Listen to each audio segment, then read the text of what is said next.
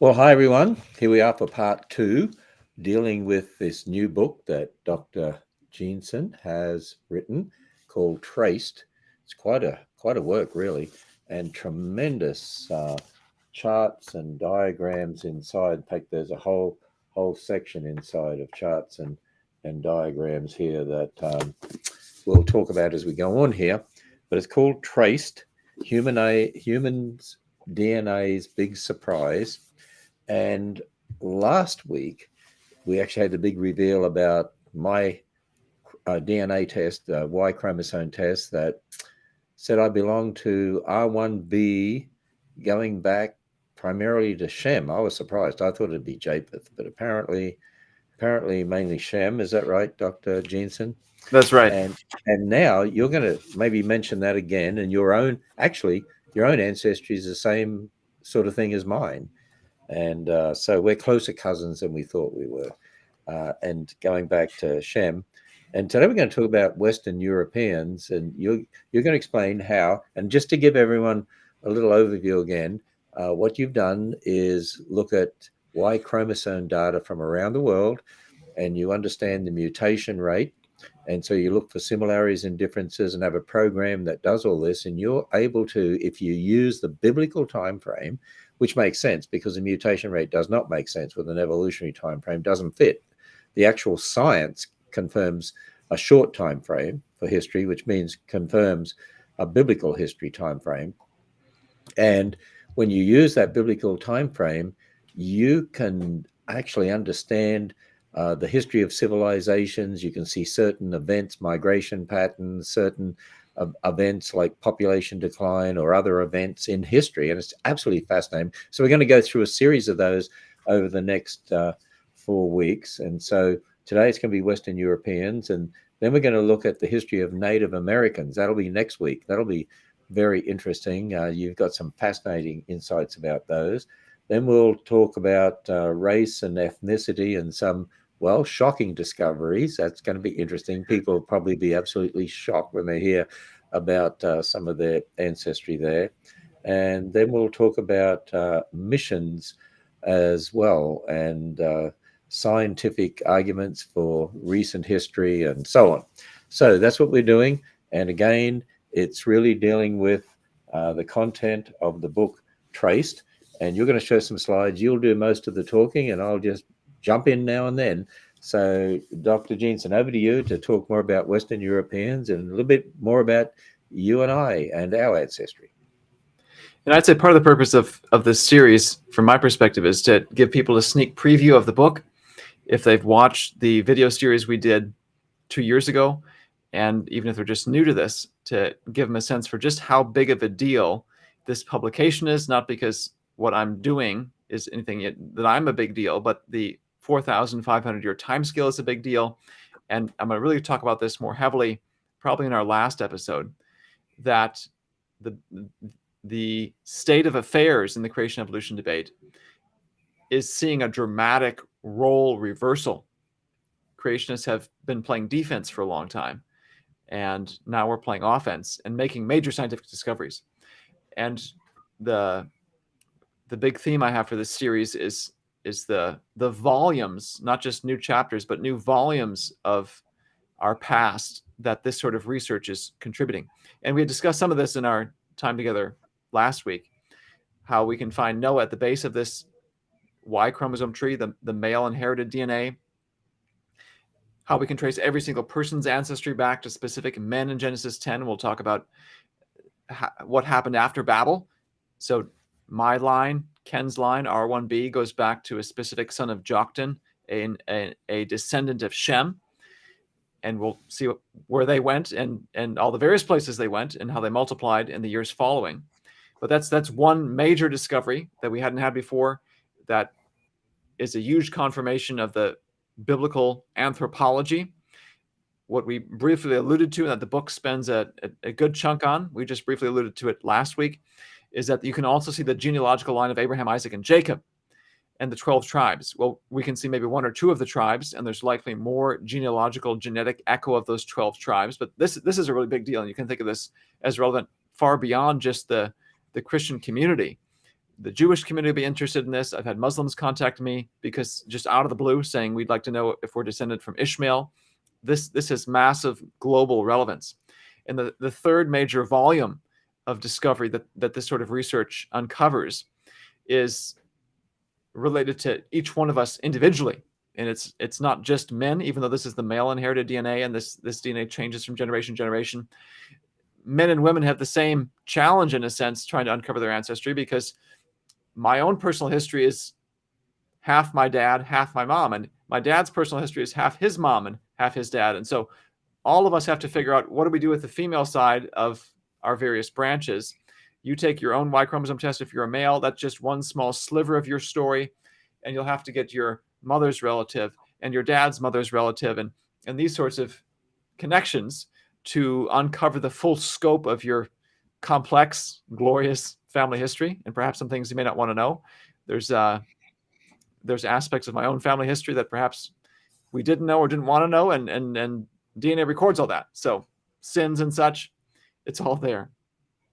I want to connect what we're doing, though, to a book I wrote 4.5 years ago, Replacing Darwin, October 2017. And back then, advanced the audacious thesis that creationists are not just rebutting Darwin, but replacing him with better scientific ideas. We saw, and the focus of this book, I should say, was on the wider question of the origin of species. And we had a fulfillment of some of these claims just a few months later. The icon of evolution, Darwin's finches, formed a new species in a manner and at a rate that exactly matched what I put in the book. So we had fulfilled testable predictions. Those are these articles on our website. Replacing Darwin is the book. You can get that on our website too. But the article talking about this fulfilled prediction, just type in bombshell to our search engine on answersandgenesis.org. You'll be able to come up with 2 of these articles. The second article is a second bombshell for replacing Darwin.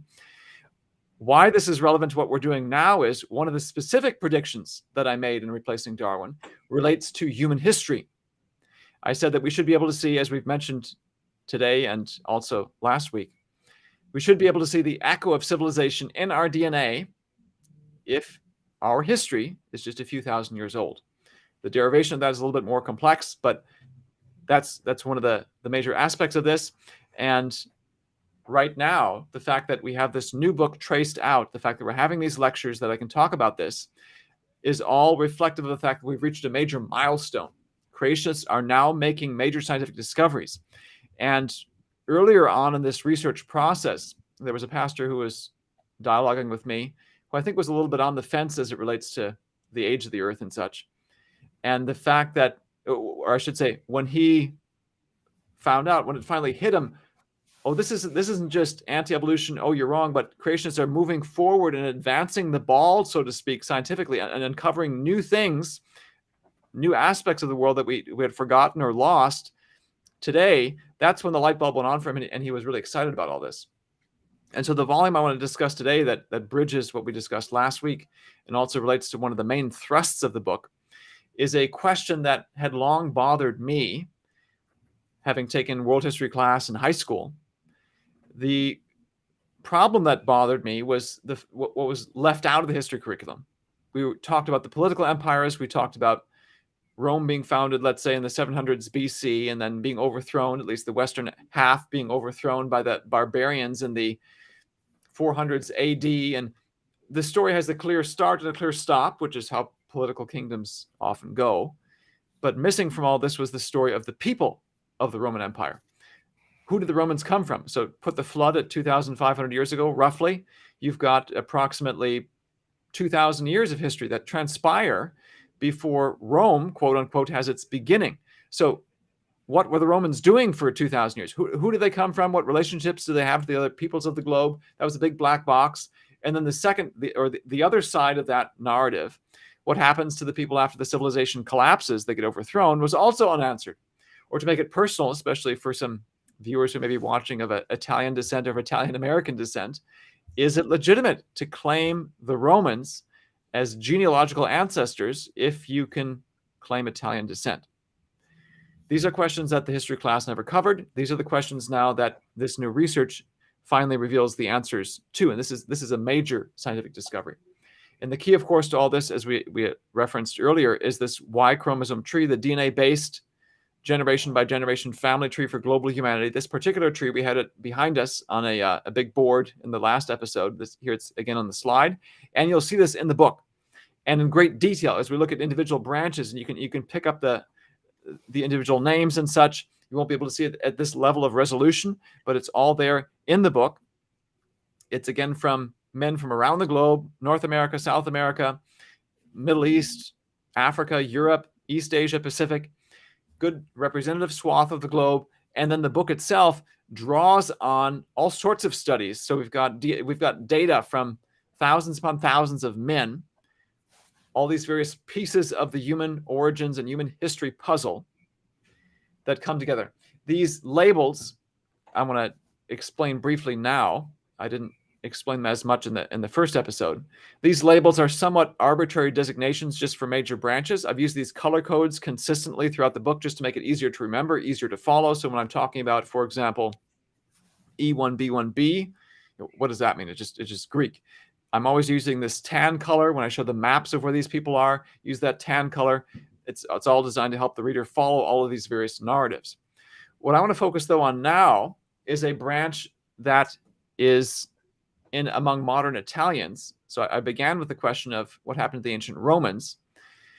If you look at modern Italians, they belong to various of these branches. And just to finish what I'd started, the deepest branches are assigned arbitrary letters of the alphabet. Like in pink here, there's Q. Well, Q is a relative of R.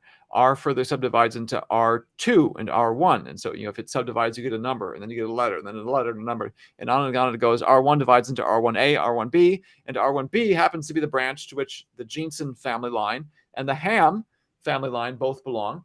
It's also, among modern Italian men, the branch at its highest levels in modern Italians. So if you look at all modern Italian men, or you get a sample of them, and you see which branches they belong to, there's a whole bunch of them.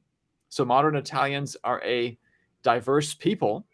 They contain a mix of lineages, and around 30% of them belong to R1B. And that's the highest percentage you can find. So 70% belong to other branches, but they're all distributed among various subgroups. So that's itself an indication how mixed everyone's history is. Italians are representative in that sense. They're like so many other people groups that have a whole diversity of lineages contributing to them. I'm going to zoom in on this particular branch so we can see some of the details here in a moment. And the main thing I want you to see, and I'm just going to give you, again, this little episode will give you just a snippet of one of the chapters in this book, Traced. There's a lot of detail in this slide. You don't have to be able to read all these various names. You'll be able to see them in the book if you're curious. The main thing I want you to see, though, is that there's a stepwise, a step-like pattern here in this branching structure. Time moves from left to right. We can assign dates to these various branches. And I should stop here and say, these dates are based on the 4,500-year time scale. You get very different dates if you try to reinterpret this entire tree within an evolutionary time scale. All this history evaporates when you try to restructure it from the mainstream, within a mainstream view. So just be aware of that. And what you'll see then as we go along is recorded history jumps out from the tree when you have this 4,500-year time scale. So back here, this particular branch happens to lead to the Uyghurs in northwest China, originated around the 665 BC to 8400s. There's always a range of dates for a variety of reasons, one of which is this inherent statistical uncertainty in doing a genetic analysis. You've got this branch around the time of the fall of the Roman Empire. Here's one in the Middle Ages. Here's a later one, 1100s to 1500s BC. That's sort of the later Middle Ages. What I'm going to do in the next few slides is map out for you these types of data, not just from this particular tree that I've shown on the screen here, but from a whole collection of studies or a whole collection of men from around Europe. And I'm going to plot for you where you can find these various branches today. And a very intriguing pattern emerges. So we'll say, take a look at this branch right here from that originated and separated from the main trunk of R1B in the around the time of Christ, 65 BC to 8400s. So we'll plot on a map where all these men belong today, where they're found today, and then we'll plot some of these branches. Anyway, that's the idea of where we're going with this particular example, and this will reveal for us again then the deeper history of where my line, where Ken Ham's line comes from, where much of the Western European line comes from, and we'll see if this has anything to do with ancient Rome. Does this tell us the fate of the ancient Romans? It comes from Shem, but could we find some link to the builders of this once great civilization? Some of the earliest branches in R1b are found nowhere close to Rome. This particular branch here, and I've got these color-coded for the sub-branches. Again, all these will be R1b, and they'll have dash M73. And unfortunately, there isn't a great system for labeling these labels after the branch. This is what you might find in a DNA test. Again, arbitrary labels for a particular DNA letter. It's just what's used in the literature, and I apologize in advance. But that's what it is. It happens to be a branch that breaks off the main trunk around the 400s to 700s AD, basically the Dark Ages. Nowhere close to Rome. It's out here close to Kazakhstan. This is Russia right here. Here's the Caucasus. I should mention as well, when you see these circles, the size of the circle is a marker of the relative abundance of this particular branch in a people group. So out here, this group of Russians near Kazakhstan, this is a larger circle here than there. So this might be, let's say, 1% of the people in the Caucasus. This branch up here, or excuse me, this population up here, maybe it's 5 to 10%. What I also want you to see is that there's none of this branch out here in most of the rest of Europe. R1b at this point in history looks like it was probably out there. That's where their descendants ended up staying. And there's other reasons that I give for that conclusion in the book. If you look at a later branch, so this happens to be called M269. It's the orange one. It's AD 700s to 1400s is when it breaks away from the main trunk. Now we're moving closer to modern Europe. They're over here in Western Russia, Eastern Europe. You can find some of it down here in Turkey, the Balkans, Italy. Again, if you look at Germany, France, Spain, the UK, Ken's family line would be British in origin. Jeanson would be French. You don't see it even at this later stage of history in Europe. There's no modern descendants of this branch in Europe, in the westernmost parts of Europe. And of course, if you're watching this from the United States, just think back to where your family line would have come from in Europe if you're Caucasian American. Another branch called L23, and again, the specific labels don't really matter. It's just what's been used in the literature. Again, there's circles here in Eastern Europe, not so much in Western Europe, a very tiny one here in Ireland, a tiny one here in France. This is not terribly abundant. Then something happens. This is a key change in the history of R1b. So here I've said they break away in the 700s to 1400s AD. In the late 1400s to early 1500s, you'll notice in the next slide, there isn't much in the Balkans or in Turkey, but now it starts to move into Western Europe. So notice again the dates, 700s to 1400s for this branch, the locations, where it is and where it's not. Yes, in the Balkans, Southeastern Europe, Turkey, not so much in Western Europe. Almost a reversal of that. Nothing in Turkey, nothing in the Balkans, but now it's here at high levels in Holland, Germany, Austria. You can see it moving into the UK. It's sort of a Central European branch, and the dates are fairly late in history, 1450s to 1510. Something apparently happened perhaps in the Balkans that sent these guys packing in another direction. Here's the specific sub-branch to which I belong, S116. High levels in France, Spain, Portugal. Not over here in the Balkans or in Turkey. The U152, a sub-branch of S116, does spill over back into the Balkans through Italy and Switzerland and such. The branch that's likely the one to which the Ham line belongs, which is much more heavily in UK and Ireland, is the M529, sub-branch of M529. This could be the Ham line as well, is M222.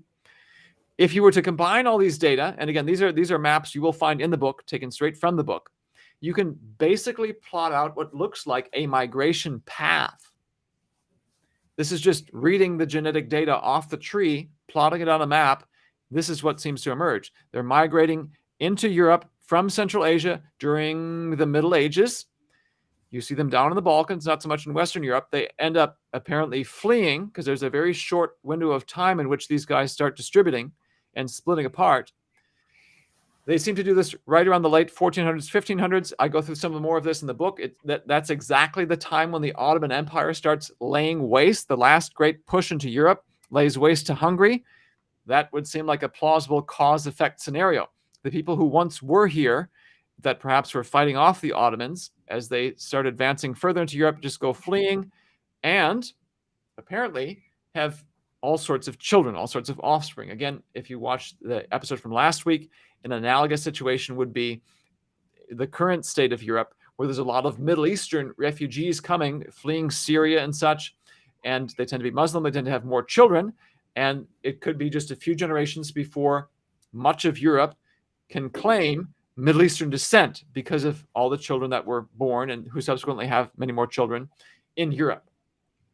If you look at R1b as a whole, so that was the subgroups within R1b, you can see now today the largest circles are out here in Western Europe, 74% of the UK, 50, 60% of France, big chunk of Spain and such. Lots of R1b there. And what we've just seen is it doesn't seem to have originated in Europe. It wasn't in Europe around the time of the Roman Empire. So what happened to the ancient Romans? I talk about that in a subsequent chapter. But most of Western Europe, much of Eastern Europe, just to finish this part of the story, to round out the full story of modern Europe and its Central Asian origins, R1a is a sister branch to R1b. We've had friends stay with us who happen to belong to this branch as well. You can see where the big circles in Western Europe are R1b. In R1a, the circles are much bigger in Eastern Europe, almost mirror image, and they may have been part of the same event. Now, thinking to my story, Ken's story, the story of much of Europe as a whole, Western in particular, and also you can see here Eastern, there's a very intriguing known historical event in the Middle Ages that has a very similar direction to what I've just shown, and I'll show it in this map right here. It's the migration of peoples like the Magyars and the Turkic peoples like the Pechenegs, Oghuz, and Kipchak. Now, none of these might be familiar to you if you grew up like I did, so let me explain them. The Magyars are who the modern Hungarians would claim as their ancestors. They would say, our ancestors lived out here near the Ural Mountains, perhaps, closer to Central Asia. This is the Black Sea here, the Caspian Sea. The stans of the former Soviet republics, Kazakhstan, Turkmenistan, Uzbekistan, and such would be out here. Up here would be part of Russia. The Hungarians today would say, our ancestors were somewhere out here and migrated in the 800s, 900s AD, and that's where we come from. A late arrival into Europe. These other colored branches, green and blue and yellow and such, these are all Turkic people. So if you think Turkic, you might think of modern Turkey, which is down here. It was news to me. Maybe I forgot from world history, or maybe we just didn't learn this much. They weren't originally in the land of Anatolia. They were once out here in Central Asia, and around 1000 AD, just 1,000 years ago, migrated down through the Middle East and came up here into modern Turkey. So the Turkic origins tend to be out here in Central Asia, and there were a number of other Turkic peoples migrating into Eastern Europe at exactly the time we saw this with R1b. R1b appears to record the precise temporal echo and direction of these migrations. You see this history echoed in DNA, and you see it only because you have the young Earth timescale. You wouldn't see any of this sort of correlation if you use the evolutionary timescale. They would stretch out the timeline for the genetic history, and it would say R1b originated 10,000 years ago, 50,000 years ago, something much older. So let's think of the implications of this. Most Europeans or people of European descent, like myself and Ken and his family, would trace their ancestry to Europe, but more going back a little bit further, if you look genetically, to Central Asia. That's not something I ever would have predicted. I mean, you look at me, you look at Ken, we don't look like Far East Asians. If you look at people in Kazakhstan, Uzbekistan today, they look much more like the Chinese than they do your average German or British gentleman or Frenchman. But this is what genetics reveals. So in a sense, you could say if you're in America, you're a Caucasian American, you're really an Asian European. These are the sorts of unexpected scenarios and unexpected histories that this sort of investigation reveals. Now, just briefly, just for sake of time, I'll tell you, if you do read chapter 8, I think, where I talk about the origin of the Persians and the origin of the Indo-European peoples, those do seem to come from Japheth. They're a minority in Europe right now. The European branch is this group I. You can see it there. Again, it's not the majority. It's the Central Asians who came in recently, who apparently multiplied more than the indigenous Europeans did. and are now the dominant lineage in Western and Eastern Europe, but there still are some left. And if you do enough branches of your family tree, if you have European heritage, you probably will find some link there eventually.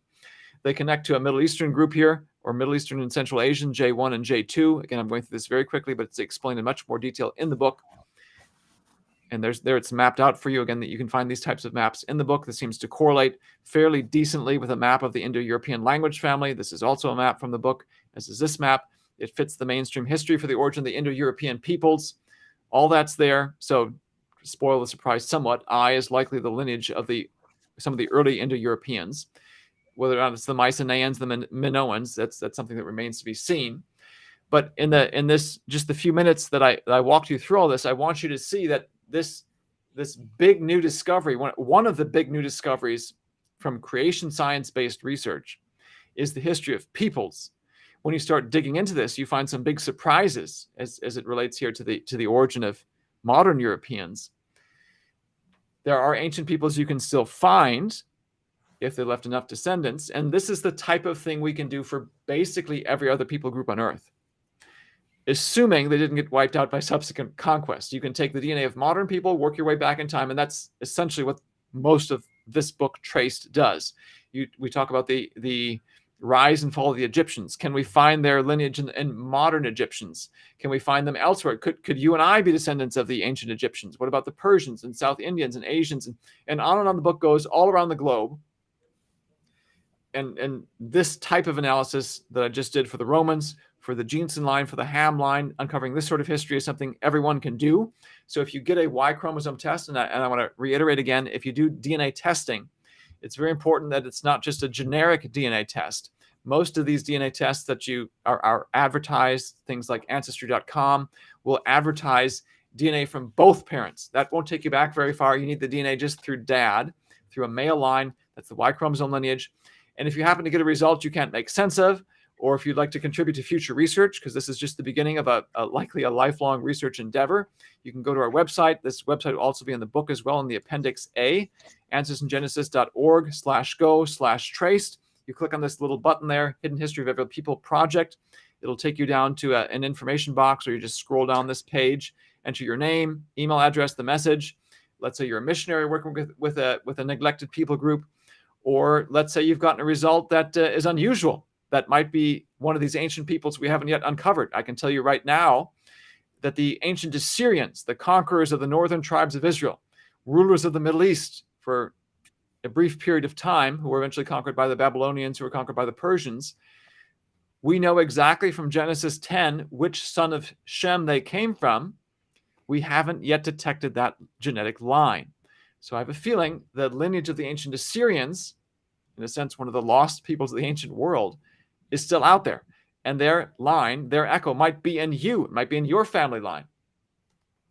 So this is one volume of human narrative, human origins, that this new research uncovers. We'll have about 9 of these new volumes to uncover as this series goes along. Again, the book is out, selling quickly. It's connected to and fulfills predictions made in Replacing Darwin. I do have a simple version of Replacing Darwin called Replacing Darwin Made Simple. And if you want to follow more of this work, or you have questions that we didn't answer today, or let's say you read the book, I set up pages. I set up a page for Traced for the purpose of being able to engage in dialogue. My hope is this book goes far and wide, not just within the creationist community, but to the wider community as well. And this would be a place for people to discuss their stories, their questions about who humans came from, and that it would change the national narrative about human origins, what creation science has to do with all this, and change the national view of the scriptures, their veracity, their authority, and their relevance to our daily lives and our history. So, Dr. Jeanson, just as we finish up here, in the book, you, for instance, have a page there where it has all those categories, the categories that are R1A, R1B, R2. Now, if they get their DNA tested through a company that does a Y chromosome test, will it use one of those same categories? Hopefully, yes. The Y chromosome result, let's say, for example, we got for your DNA test, instead of saying R1B, they did R dash, and then it was like M269, some sort of generic marker for R1B. And so if someone gets a result like that, again, it changes from time to time because the DNA companies will change which markers they use. They'll change their pricing. All that is hard to keep up with. There is a central database, though, where you can convert all that to names in the book. I tried to use names that are reported as much as possible. But again, there may be stuff that comes up. People can just go to the website, type in the question. We can get the result very fast for them. They will get the answer they need just by taking one of these Y chromosome tests. And if there's some trouble with the readout, there's easy ways to solve that. Well, this is all very, very fascinating. Now, for next week, you're going to particularly talk about the people here in America, the American Native Americans and their history. So you're going to have some fascinating insights into Native Americans, correct? Yes, this is an arena that was a big black box to me growing up, and I never thought I'd be discovering new events in Native American history as a result of this biblically grounded research that I've been doing for the past several years. So discovering new events, that's going to be very interesting. Okay, so the name of the book is Traced, and a lot of people have been looking forward to this since your first series that we did. Human DNA's Big Surprise, Traced, cutting edge research. Nobody's ever done this before, and it's going to be fascinating, and I'm sure there's a lot more that's going to come from this. So we look forward to part 3 next week.